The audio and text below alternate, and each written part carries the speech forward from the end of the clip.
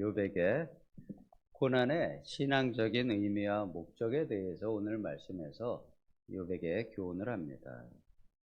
교훈의 내용은 고난이 하나님의 훈련 도구인데 욥이 하나님의 충고를, 그 고난의 충고를 받아들이지 않는다고 안타까워하는 심정을 말하며, 하나님이 이렇게 교육을 위해서 제공한 고난에 욥이 반항을 하고 있다고 주장을 합니다.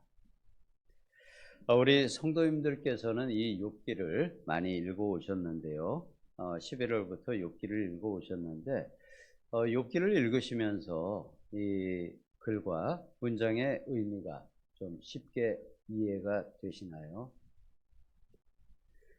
담임 목사님께서 새벽 설교 때인지 주일이었는지 정확히 기억은 나지 않는데, 이미 말씀을 하셨는데, 이 욥기를 쉽게 이해할 수 있는 방법이 있습니다. 혹시 그것을 실천하신 성도님이 계신지 모르겠습니다. 이 욥기를 우리말 성경, 쉬운 성경이나 쉬운 말 성경 아니면 새번역 같은 우리말 성경으로 읽으시면은 개역개정 성경으로는 어렵게 되어 있는 단어나 문장들이 그냥 보통 수필을 읽듯이 쉽게 이해하며 읽으실 수 있습니다. 그리고 우리말 성경으로 보게 되면은 욥기보다 더 쉽게 이해되는 성경의 책이 바로 전도서입니다. 전도서를 우리말 성경으로 보시면은 정말 쉬운 내용으로 되어 있습니다. 개역개정에서는 아주 어려운 의미가 있는 문장들 같지만 그것을 의역해서 우리말 성경으로 보시게 되면은 해석서나 해설서가 필요하지 않을 정도로 전도서의 내용은 아주 쉽습니다.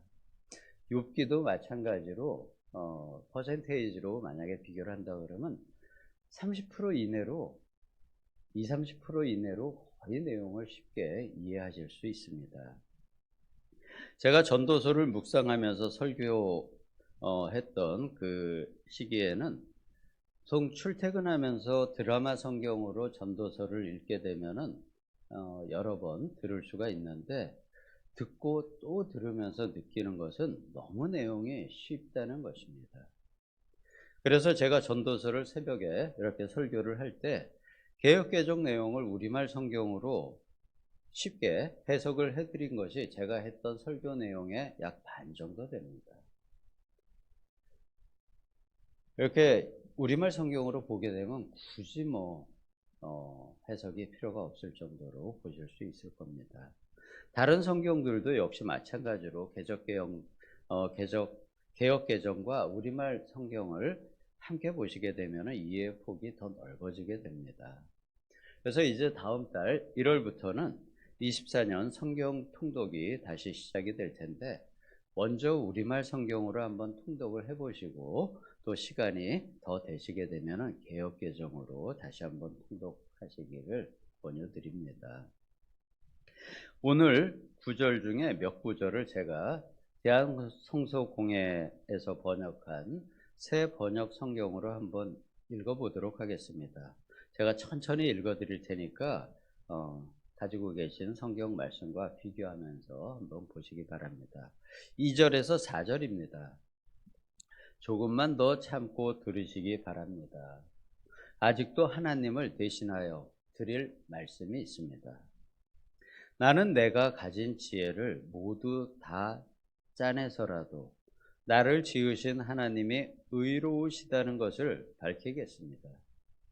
내가 하는 이 말에는 거짓이 전혀 없습니다. 건전한 지식을 가진 사람이 지금 욥 어른과 더불어 말하고 있습니다. 이제 내려가서 15절에서부터 17절까지 말씀입니다. 그러나 사람이 받는 고통은 하나님이 사람을 가르치시는 기회이기도 합니다. 사람이 고통을 받을 때 하나님은 그 사람의 귀를 열어서 경고를 듣게 하십니다. 하나님은 욥 어른을 보호하셔서 고통을 받지 않게 하셨습니다. 평안을 누리면서 살게 하시고 식탁에는 언제나 기름진 것으로 가득 차려 주셨습니다. 그러나 이제 욥 어른은 마땅히 받으셔야 할 형벌을 받고 계십니다. 심판과 혀를 면할 길이 없게 되었습니다. 그리고 내려가서 21절에서부터 25절까지도 제가 마지막으로 한번 읽어보겠습니다. 악한 마음을 품지 않도록 조심하십시오. 어른께서는 지금 고통을 겪고 계십니다마는 이 고통이 어른을 악한 길로 빠지지 않도록 지켜줄 것입니다. 하나님의 능력이 얼마나 큰지를 기억하십시오. 하나님은 우리 모두에게 위대한 스승이십니다. 하나님께 이래라 저래라 할 사람도 없고 주님께서 옳지 못한 일을 하셨습니다 하고 하나님을 꾸짖을 사람도 없습니다. 하나님의 업적은 늘 찬양받아 왔습니다. 욥 어른도 하나님이 하신 일을 찬양하셔야 합니다. 온 인류가 하나님이 하신 일을 보았습니다. 사람은 멀리서 하나님이 하신 일을 봅니다. 네. 새 번역으로는 글이 이렇게 되어 있습니다. 엘리후는 욥과 세 친구에 비하여 나이가 어림으로 욥에게 어르신이라 부르면서 하고 싶은 말을 신랄하게 하고 있습니다. 그러면서 강조하는 것이 자신의 말은 하나님에 대한 자신의 지식을 바탕으로 말한다고 이야기합니다. 그러나 엘리후가 알고 있는 그 하나님에 대한 지식이 얼마나 하나님을 올바르게 알 수 있을까요? 욥과 함께 지금 대화하는 사람 중에는 욥이 하나님에 대하여 가장 올바로 알고 있다고 나중에 하나님께서 인정을 해 주십니다. 그리고 하나님 자신에 대해서 더 자세히 욥과 친구들에게 알려주십니다. 네가 도대체 나에 대해서 무엇을 아는 것이 있냐면서 하나님의 창조와 또 하나님이 주관하시는 하나님의 세계의 광대함을 또 하나님의 능력의 광대함을 알려주십니다. 그렇지만 그 알려주시는 내용도 하나님에 대한 설명 중에 1%가 안 될지도 모릅니다. 왜냐하면 하나님의 세계는 우리가 추측할 수 없기 때문입니다. 하나님께서는 그냥 우리가 이해할 수 있을 만큼만 하나님에 대해서 알려주십니다.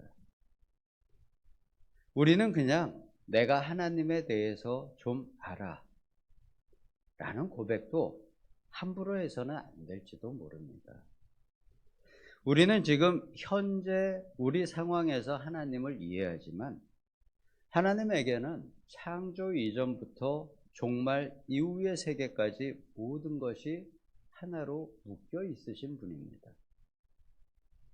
이 모든 피조 세계와 모든 시간이 하나님의 나라이고 바로 그분이 주관자이시기 때문입니다. 내 안에 내가 살아왔던 인생, 내가 알고 있는 그 모든 것이 하나로 나에게는 묶여 있듯이 하나님도 마찬가지일 것입니다. 세 친구와 엘리후가 하나님에 대한 지식으로 욥에게 열심히 충고하고 권면을 하지만 하나님의 욥을 향하신 계획과 축복을 그들은 전혀 알지 못합니다. 욥이 하는 주장을 변명과 거짓으로 받아들입니다. 그럴 수밖에 없는 이유가 그들의 지식으로는 이해할 수 없는 내용이기 때문입니다. 하지만 하나님과 욥 사이에는 둘의 진실이 있습니다.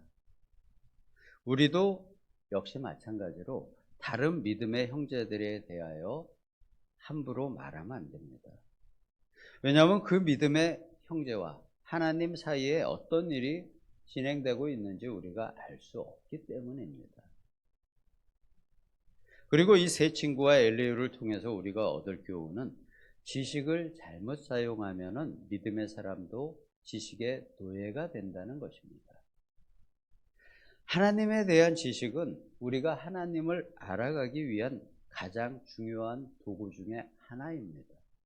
그렇기 때문에 중요하고 하나님에 대한 지식을 우리가 더욱 넓혀가고 깊게 만들어야 합니다. 그렇지만 이것을 다른 성도에게 잘못 비추어서 사용을 한다면은 그 사람의 믿음의 길을 방해하여 나로 인해서 그의 신앙이 넘어지게 하는 잘못된 도구로도 사용이 될 수 있음을 우리가 욥기를 통해서 알 수가 있습니다. 하나님 앞에서 우리의 판단 기준은 지식이 아닌 하나님의 마음이 되어야 합니다. 지식을 믿지 말고 하나님의 마음을 알기 위해서 노력하시는 우리 성도님들과 제가 되기를 예수님의 이름으로 축복합니다. 아멘. 기도하겠습니다. 하나님께서 창조하신 세계는 광대합니다. 우리는 그 안에 극히 일부에서 살아가는 아주 미천한 존재이지만 아버지께서 끊임없이 우리를 눈동자와 같이 지켜보아 주시고 또 주님의 손 안에 넣으시고 우리의 삶을 세밀하게 인도하여 주심에 감사드립니다. 우리 안에 아버지 하나님에 대한 지식이 아버지를 알아가는 올바른 도구로 사용되게 하여 주시고 무엇보다도 아버지의 마음을 이해하고 알아가는 아버지를 기쁘게 하는 자녀들 되기를 예수님의 이름으로 기도드립니다. 아멘.